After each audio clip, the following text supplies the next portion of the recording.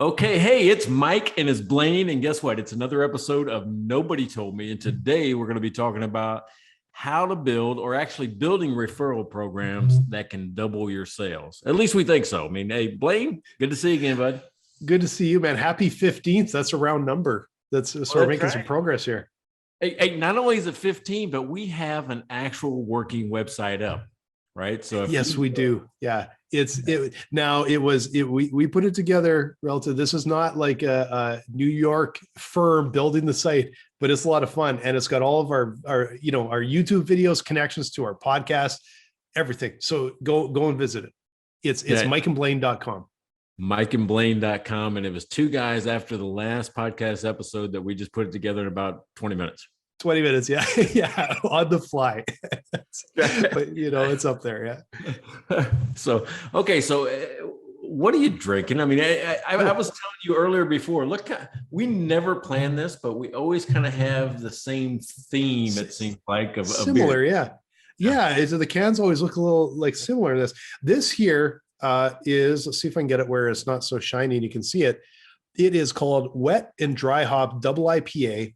And it's from Blindman Brewing. And Blindman is in Lacombe, Alberta, which is actually just probably about 45 minutes down the road from us. And it was one of these, not early, but probably in the last 10 years, a relatively recent kind of craft brew, but one of the first ones in Alberta where they kind of popped up and their beer is really good. And they actually have a New England style IPA for a while there. It was sold out everywhere. It's a terrific beer. It's a lot of times in the summer, it's kind of like my house beer. I'll always have a few in the fridge. But this is a double IPA that they have, and I just saw this one, so I had to give it a try, and it's delicious. So Blind Man, you guys check him out if you're in Alberta here. What do you got going? Right on. Well, I tell you what, I don't know if you noticed it or not, but it's baseball season, the playoffs, right? It's October. Everybody's moving towards the World Series. My team got knocked out, right? We got the one and done wild card game. The St. Louis Cardinals got knocked out. But I'm still a baseball fan. And when I was in the store this week and I saw this particular beer, it's from AleSmith, and it's not a Texas beer, right? So I stepped outside of Texas again. This is San Diego.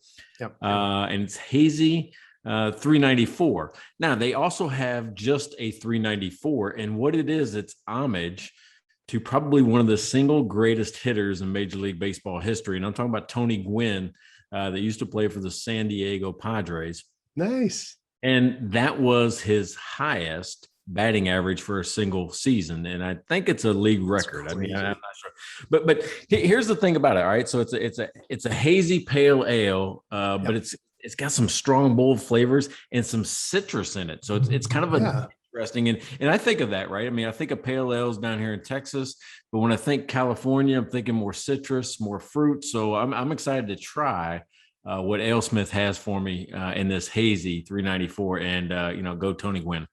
Nice. Wow, man, that's a great story. I wonder, I'm going to have to check because I know one of our local Keg and Cork, where I buy all my beer here in Edmonton, or most of it is, they're now carrying AleSmith. And it used to be I could get it down in the States all the time, but couldn't get it up here in Canada. And terrific brewery. And I was this close. It's funny because I was this close to grabbing. I have a Speedway stout with like Mexican chocolate and coffee in my fridge right back there. And I picked it up and I looked at it and went, I'm going to do Alberta. I better stick with Alberta today. So I actually went and got the Blind Man, but we almost had two different AleSmiths today, which would have been, we probably would have to change something. well, yeah. I mean, that's like giving, well, I don't know. Or you could look at it this way. You know how people start to look alike when they're together a long time? Maybe we're just starting to think alike. Start thinking alike. It's like this beer symbiosis or something. So no, that's awesome. And Tony Gwynn, like it's been a long time since we're up here in Canada. We tend, like I'm a lot of us are Jays fans because they were World Series team for a few years there, kind of got Canada's heart there, and it's just broken our hearts ever since. And this year was another one where they, by the end of the year, they're like, the best team in baseball, but kind of a crappy start, so they're not making playoffs. It's just like by the skin of their teeth, right? Yeah. So all growing up, you guys had the Expos, right? So I mean, you know, there was just so many good names that came out. I mean, Tim Raines, what was Andre? Oh, yeah. I forget Andre's. Gary Carter with the big Gary hair, Carter, like man, yeah, just yeah, so many great ones that came out of there. And I think yeah. they became the Washington Nationals, I think. Came the Washington Nationals, and they for a long time they were always close to a World Series. A fantastic team, never made it, and then suddenly the Jays just put I don't think it was back to back. I think it was a couple of years apart, but they put a couple of championship teams together. You know, with Joe Carter, Roberto Alomar, and you know, all the whole bunch there. So that was a time when, and this, I'll tell you just a real quick story, because this is Canada, right? So you're in October and hockey's starting, and Right. there was one of the games. It wasn't when they actually clinched the World Series, but it was a World Series game. You know, game 3 or game 4, whatever it was. And you know, back then, you know, we had a hockey game. And so we had a radio on the bench, and the coach would be like, you know, so and so you're up, and no one would move. Like, they were all listening to the game. And then you'd be like, whoever drew the short straw would hop in the ice, do a really quick shift, come back, and you sit there and listen to the game. And it was like, yeah, how Canadian is that? Like, we're you know, basically skipping out on, like, sitting on the bench listening to the That's right. baseball game. Oh yeah, yeah. You guys, you were rednecking it up there for a little bit. I mean, that's something I Oh would man, yeah. do. Those little rinks like that, these little dumpy rinks we were in, that is it. It is just as it's as ridiculous as it sounds. So All right, so I was in Vegas this week, right? We went to a UNLV Foundation dinner on Tuesday night, but I wanted to go to the hockey game, but the dinner kind of coincided, so I couldn't go. But it was a golden night, so I think they put on a fantastic show. If you've never been yeah, to I've heard. Yeah. fantastic show, but they were playing another expansion team, the Seattle Kraken, and I'll tell you what, Seattle Kraken. I like the logo, I like the Yeah. name, I like, you know, the colors. I think that's a cool expansion team to get behind if you live in Seattle. It's so cool. I actually watched that game because it was the Kraken's first game, and like and it's in Vegas, which has all the, it's always quite a lively game. So I actually watched that game. It was kind of fun to see this Seattle Kraken brand new team with a bunch of old, you know, guys from around the league that got drafted to the team. So, you know, everyone kind of, or most of them on the team, but it was, you know, new uniform, new story. So it was kind of fun. Yeah, right on, right on. So, all right, so referral programs, right? So, I mean, first of all, let me kind of explain what that is. I mean, you always think about when you go out and want to sell your product, sell your goods, you're like, okay, I hire a sales team, or I go do it myself.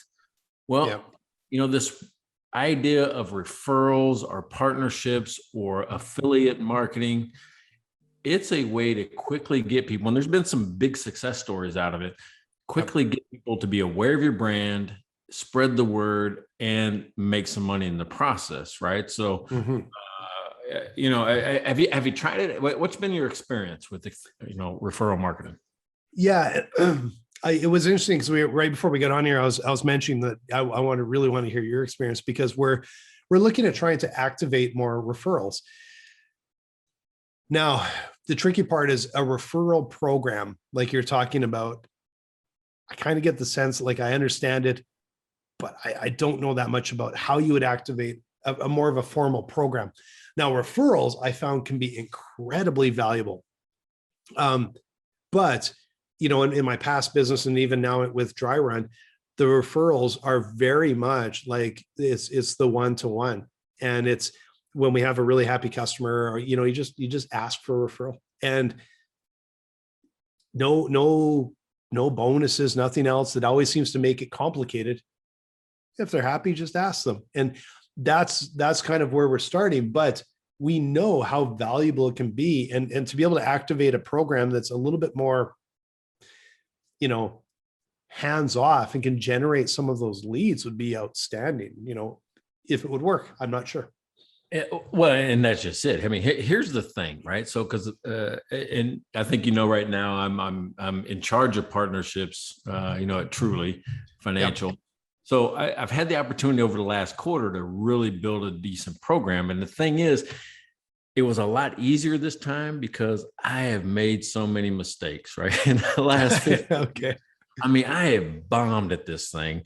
I mean, I've had some more than mediocre success, but I've had some struggles or just failures as well. Yeah. So I think, what you have to do is what you described was just a referral.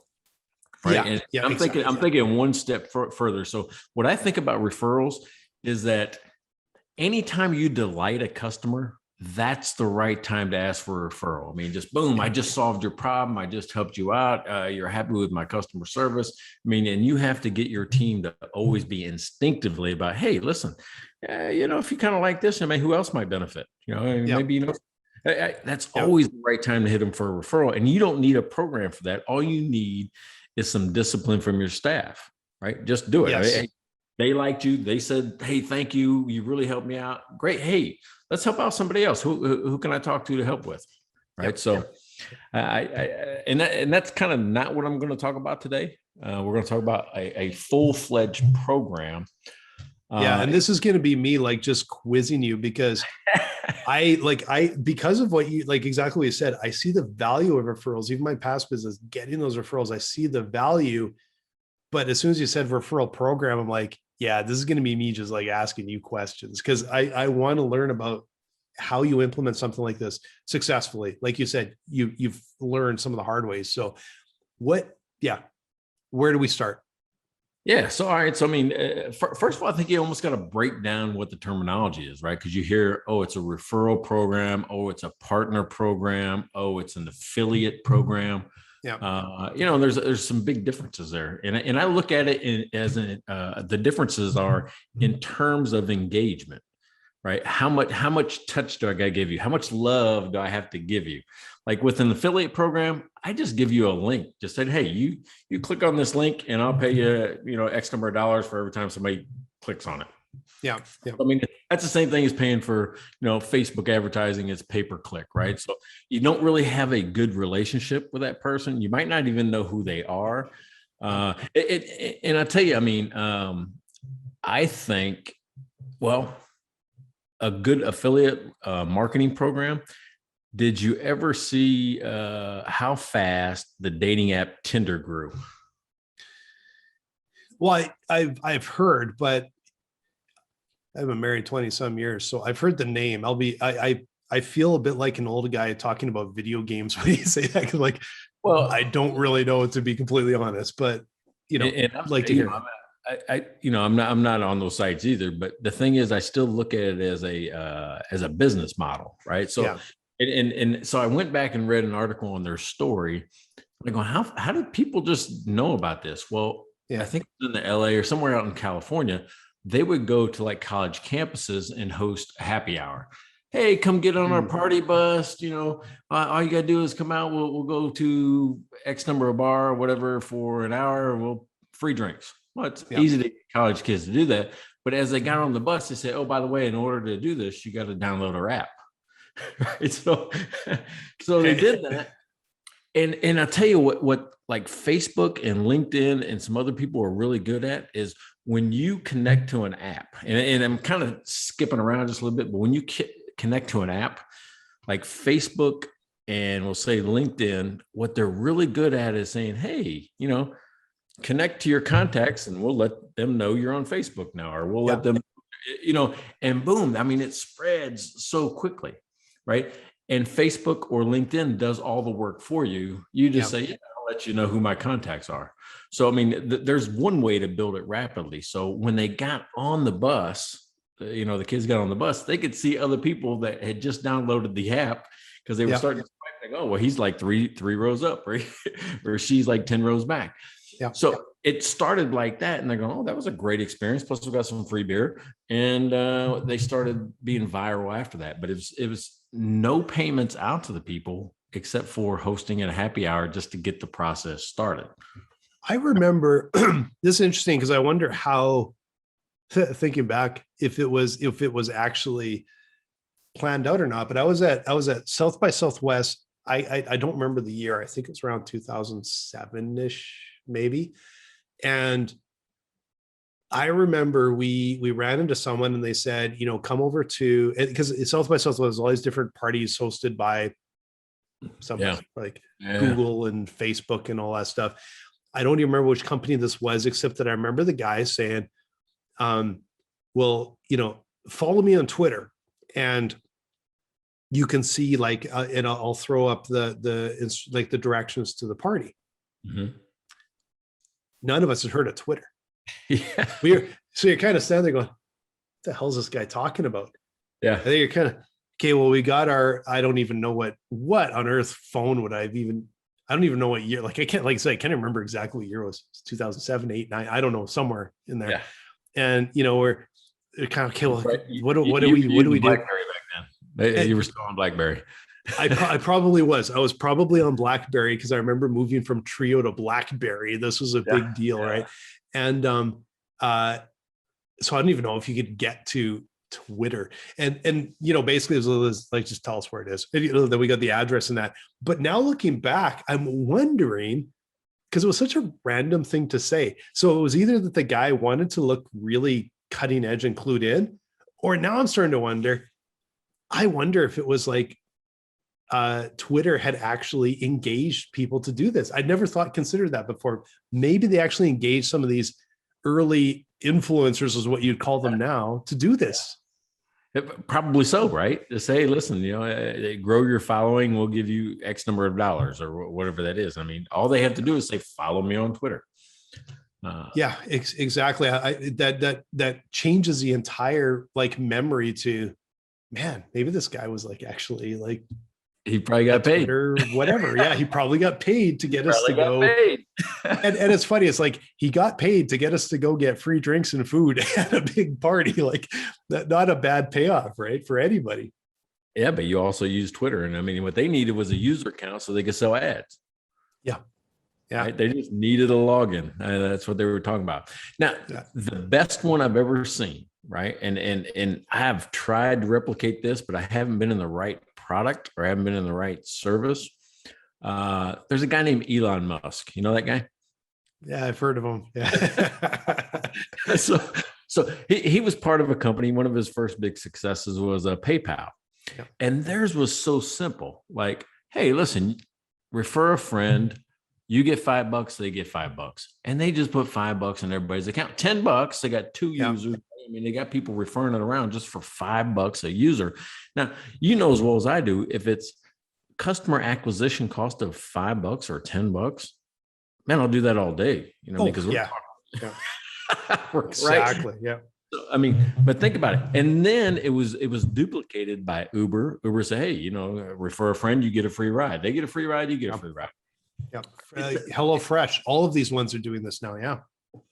And what I learned from that, all right, is that simplicity and speed are the key, right? So where I screwed up, and you've probably seen this, and people listening to this have probably seen it, where people have elaborate partner programs with tiers and different things that happen, and we'll engage differently. We'll give you different support for this and different payments for that.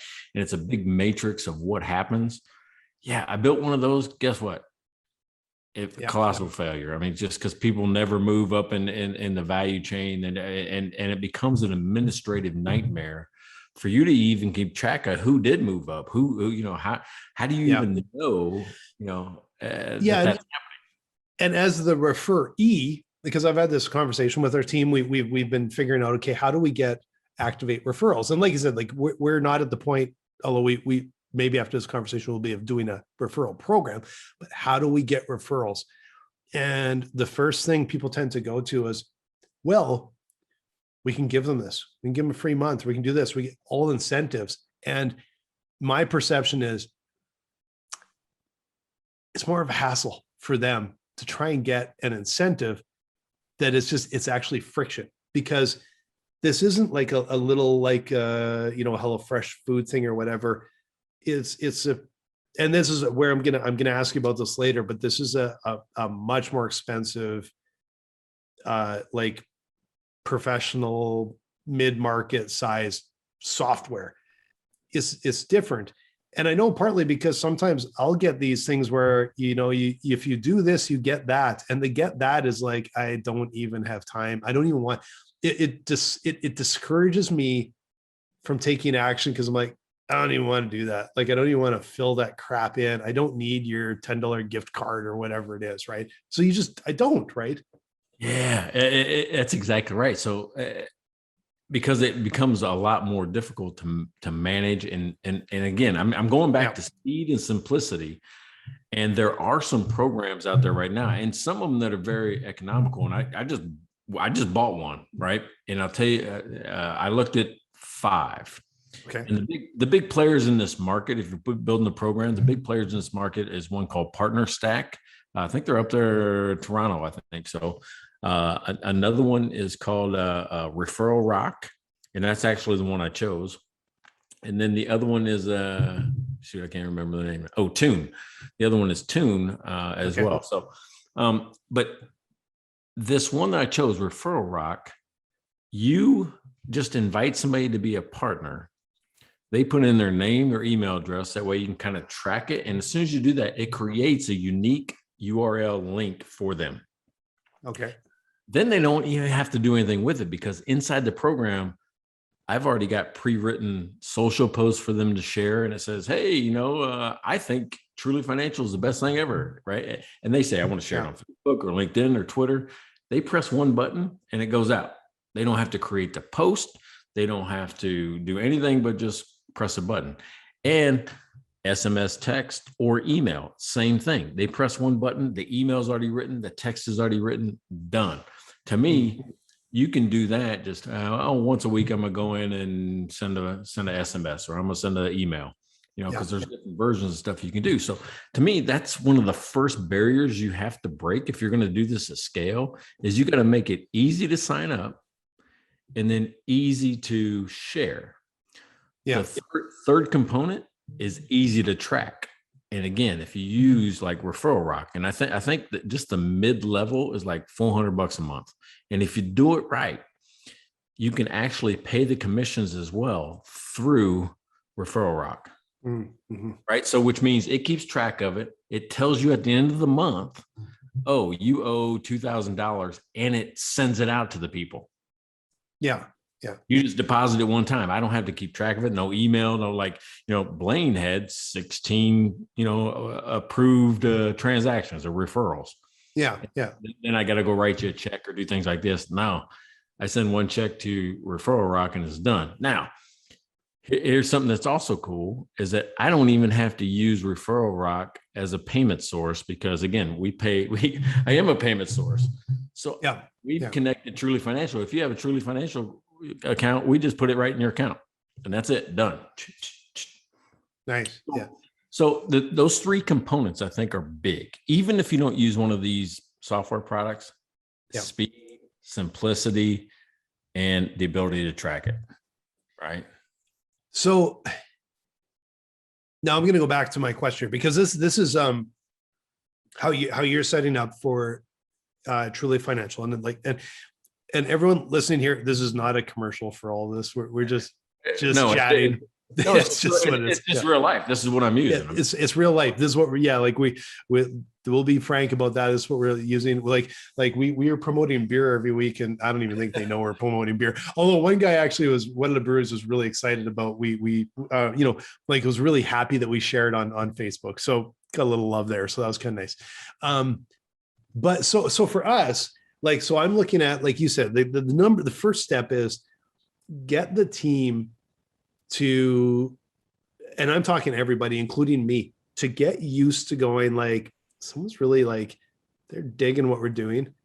Just remember to ask for a referral. And for a while, it was just remember to ask for a testimonial or a rank us over here, whatever. Trying to remember to do that. But a referral. But then on the other side now is, if we were looking at implementing a simple, fast program for a tool like ours, I'm not sure how do we do that? Does it, or is it the same? Because it feels like a little bit of a different group. It's harder to engage them. They're like CFOs and CPAs and all that, right?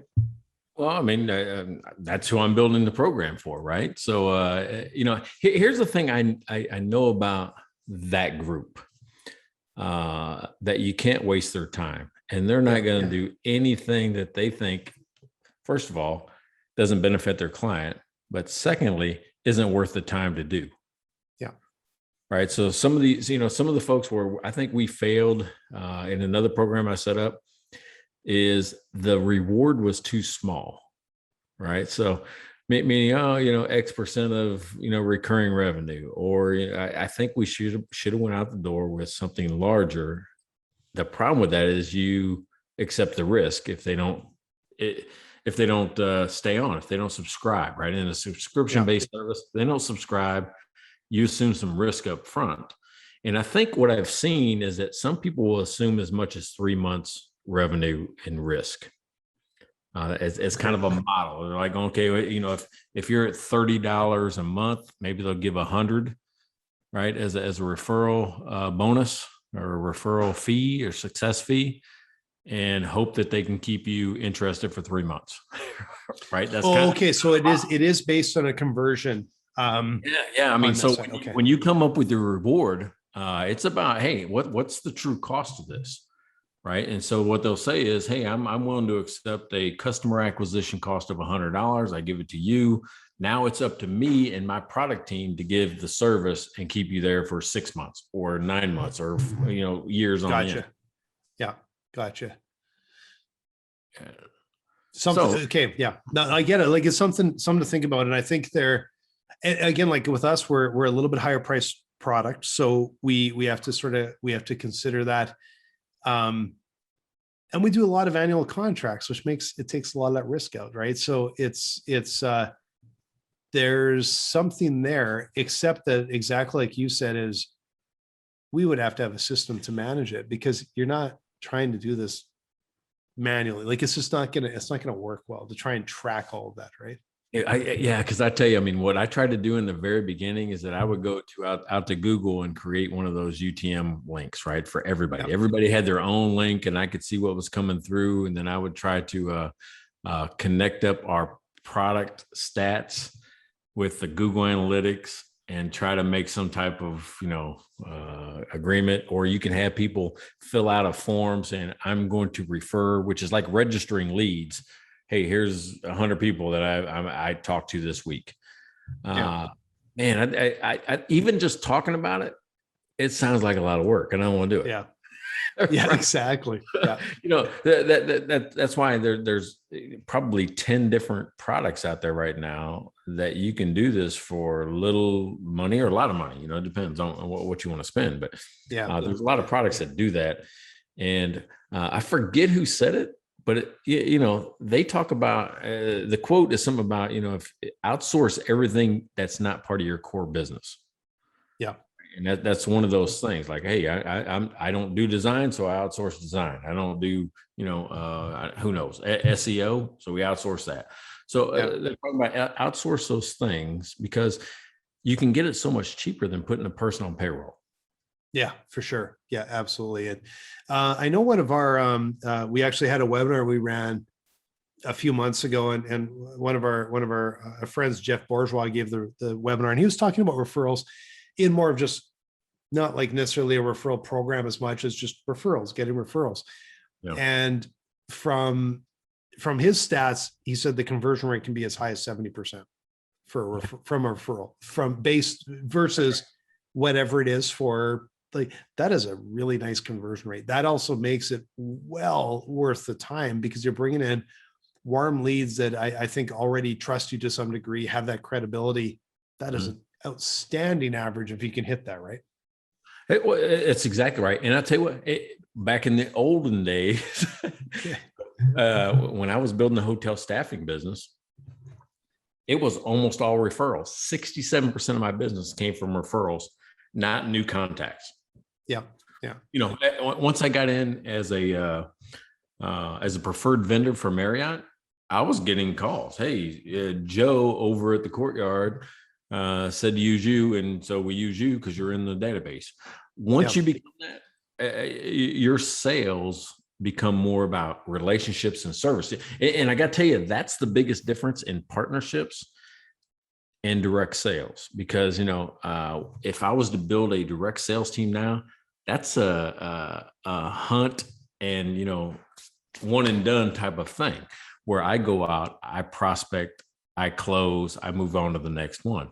Well, in a partnership world, a referral type world, I have to recruit you to be a partner and then build a community of partners that are engaged and motivated. You do contests, you do things throughout the year that keeps them excited about sharing your business. Right. Otherwise, you're like, I haven't heard from them in a while. They sent me a newsletter a few days ago, but who knows? Who cares? But if I say, hey, listen, get 10 customers this quarter and earn $500, whatever that is, people go, what is it? All I gotta do is just refer, and I get an extra bonus on top of the commission. I give you a bonus because you did something during this quarter. Yeah.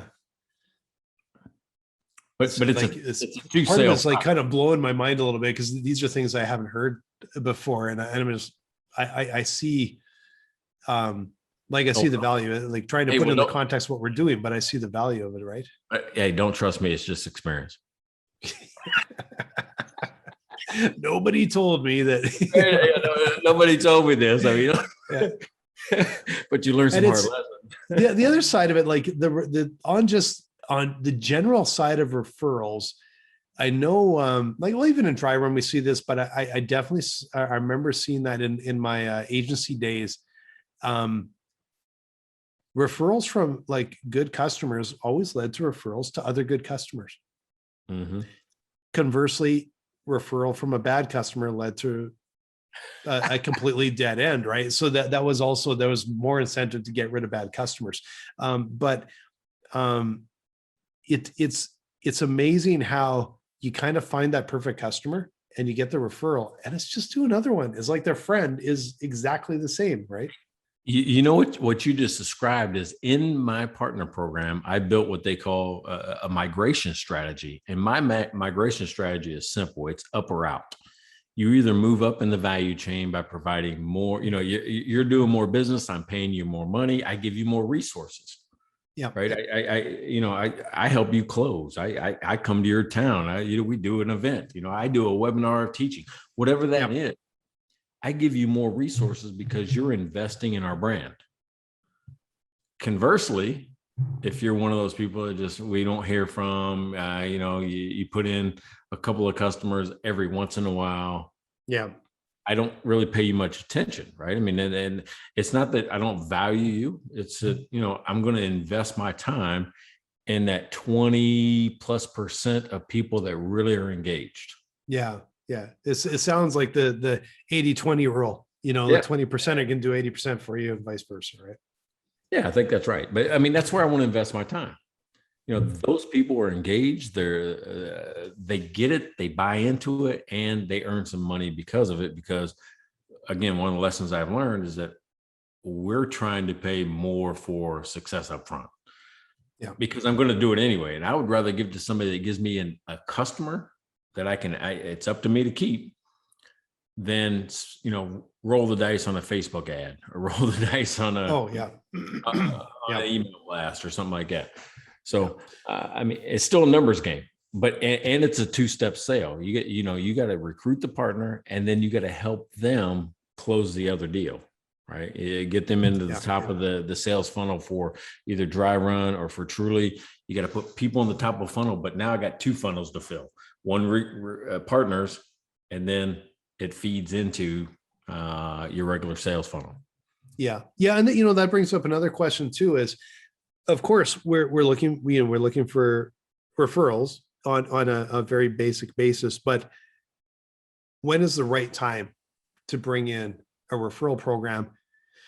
And is it now? Like, that's something we would have to look at with because you have to look at your capacity, your resources, and it's like, don't fix what ain't broke kind of idea, like having that focus and making sure you're staying focused. So that's part of it too, is when is the right time for us? When do we have the capacity, and when do we have the critical mass of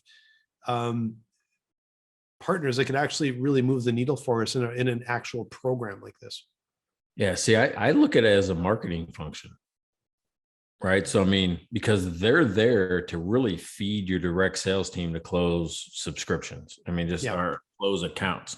Or if I'm out there selling, it really doesn't matter. If I'm out there selling just carpet cleaning, right, and I use referrals to get carpet cleaning, they're there to feed my direct salespeople that close. Yeah. Yeah. So it's a marketing function. So if you add it, I think you add it to the marketing team, Okay. Yeah. right? Because it becomes another feeder source, like Facebook ads, like your SEO activities, like your blogs, your content, everything you do for lead generation. That's all partner programs is a different form of lead generation. Yeah. Yeah. Right. But it's going to take somebody, they're going to have to focus on it. You're going to have a resource that's saying, no, I'm in charge of partnerships and that's what I do. Because every time until today, until this company, every time I've tried to do it as an add-on, like an afterthought, like, oh, I do direct sales, I do training on it, and I do partnerships. Partnerships always gets the short end of the stick. And that's the one that needs the most hand holding, the most touching, because people want that community.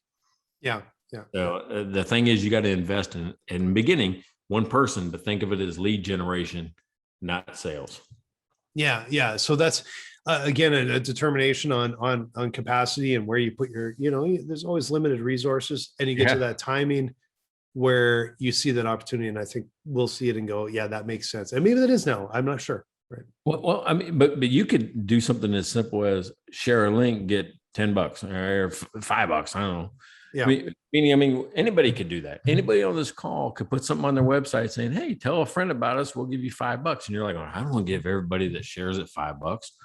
Well, what you do is you put in, it's a qualified thing, meaning that you refer out. I don't care if you refer everybody in your contact list, but we're going to pay you on all qualified leads. And, you determine what a qualified lead is. Somebody that can actually buy, you're looking for accountants. You're not going to take, somebody's girlfriend that works at a dry cleaner, right? Unless you can talk the dry cleaner into doing it, but you're just not. Yeah. I think you pay it on approved. And that's what I would do is stop it. Somebody refers out an email. That person then clicks on the landing page and everything stops until that lead's approved. Once that lead's approved, $5. Yeah. Yeah.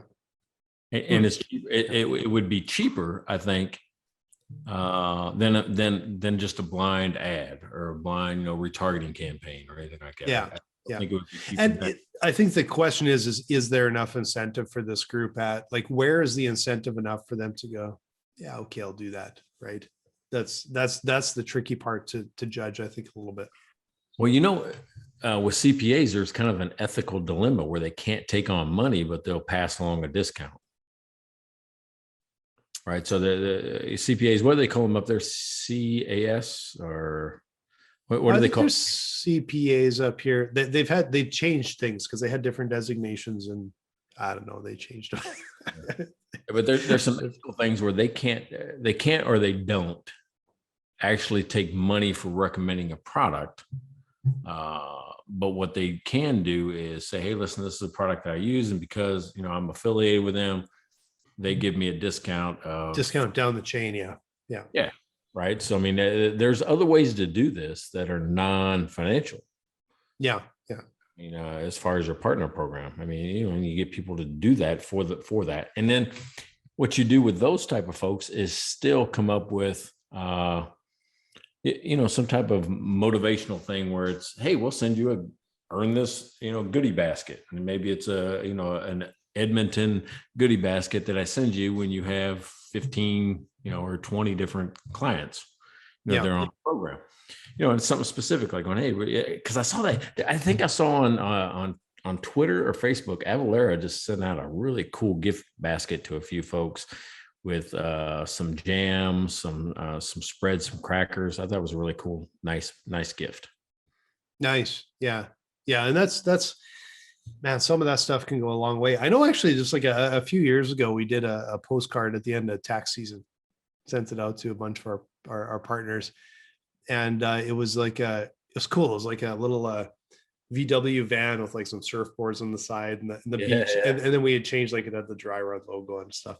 And it was just like a congrats on getting through tax season or something, just to try it. And it was just amazing to have like the response we got from having a personalized, showed up in the mail with a handwritten note, was amazing how quickly that sort of got onto socials and stuff. And it wasn't our intention to do that, but it was really neat to see that people were really excited about that. Like we're just excited, sharing it, really found that had a big impact. And I think there's something with the referral program, like you're talking about, is when you get it, so it's not so mechanical.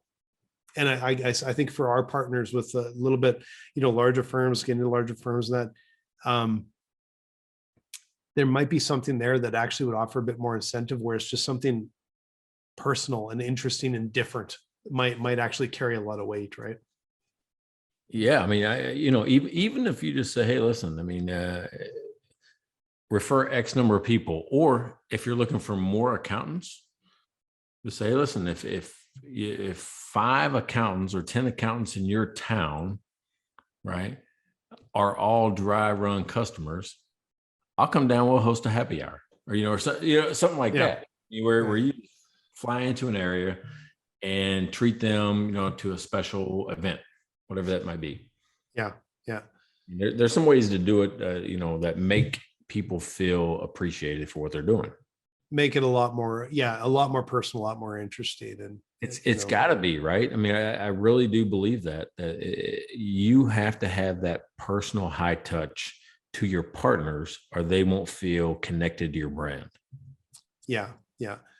Very much relationship building, which is again, like when you get into some of those bigger sales, enterprise sales and everything, it is relationship building is such a massive component of that. Right. So, all right. So what did we learn today?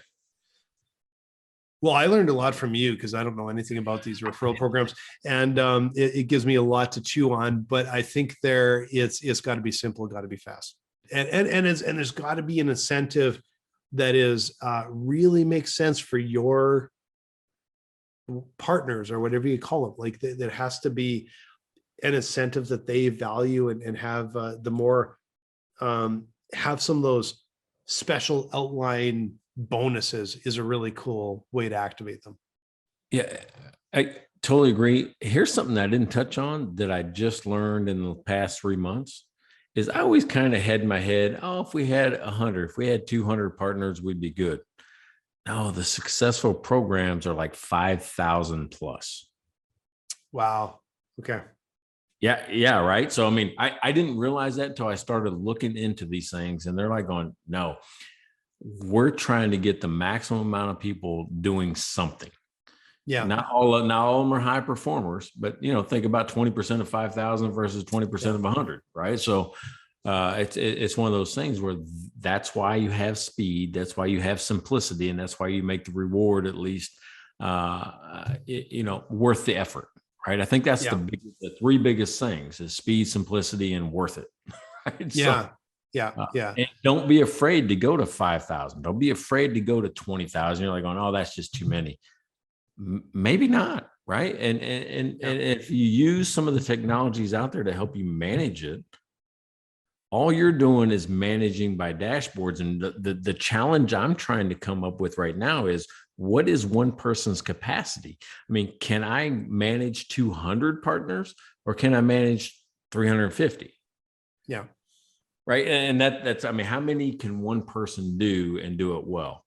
Yeah. And that's some of the models that I'm coming up with, on spreadsheets and things like that, and breaking down time estimates. But I think that's my challenge, is if I want to invest in a partner program, that's where I've failed in the past. I've dipped my toe in the water. Now I'm going to dive head first, right? Yeah. Go down, touch the bottom. Yeah. And come up. So that's what I'm doing. I'm like going, 5,000 might be the starting goal. I mean, I might start there and end up at 20. I mean, I don't know, but that's where I'm starting, and that's where I'm going to, because I can get 20,000, we'll say, or 5,000 salespeople to feed whatever my direct sales team is. Yeah. Right. A lot better than an ad, a lot better than, I think it's one of those things, especially with that closing percentage you mentioned, Yeah. 70%. Come on, we want all of those leads, every single one of them. Oh yeah. Yeah. Because I've seen that on the other side, when you can have a lot of traffic that you spent money on, it can all be the wrong people. And referrals are very rarely the wrong people, because they're vetted, they're qualified by whoever's doing the referral. And that's a huge advantage, massive advantage. That's right. So, all right. So great. We covered, almost an hour here. I mean, we covered a lot on referrals. Yeah. It's what I'm doing every day. And I believe in it now. I didn't believe in it as well 10 years ago, 5 years ago. But now I'm thinking, in a digital age where the world is more flat, you can leverage anybody that's interested and make them a champion. Yeah. Yeah. That's like this one, I could not offer much at all. I just suck this all in like a vacuum, and I'll go talk with the team and go, hey, this is what I learned. And but the one thing I will add is the value of referrals. Like, I know the value of referrals. I've seen that firsthand over and over again. And they're just incredibly valuable. They tend to be pre-qualified, well qualified, high converting. It's just, how do you activate it, and how do you activate it at scale? And that's where this comes in, to really activate it at scale. Yeah, I think so. And you think you didn't participate? I think you did, and you've carried us for 14 episodes. Maybe I got one. maybe that's our pattern. That's our capacity. Is that you work for 14, I work for 1. Yeah, well, that's a funny thing to say, but I basically just sit here and drink beer and listen to you, and I'm good with that. That works good. I know that's what I've been doing. I mean, look, normally I drink 2 beers during these episodes. I only got the 1 because you had me talk so much. Yeah. I do stick to 1. I just always make sure they got a little firepower to them when I crack it open. All right. So if you haven't seen it, go to mikeandblaine.com. If you have not seen it, go see it. Give us some feedback. We actually have a way to communicate with us. There's a little contact form down at the bottom of the homepage. And believe it or not, we both get notified. So when you send it in, he sees it, I see it, we respond. So go to mikeandblaine.com. If you haven't seen us on YouTube, if you're only listening to this on the podcast, go to YouTube, because that's a handsome man over there. Right, Blaine? Oh, man. I was just about to say, I don't know if you want to go to YouTube and look at our ugly mugs, but feel free. So you can see the beer we're drinking. That's right. All right. So I'm Mike Mylan, and I'm with Blaine Birch, and you have listened to another episode of Nobody Told Me with Mike and Blaine. Looking forward to next week, Mike, the big 16 next week.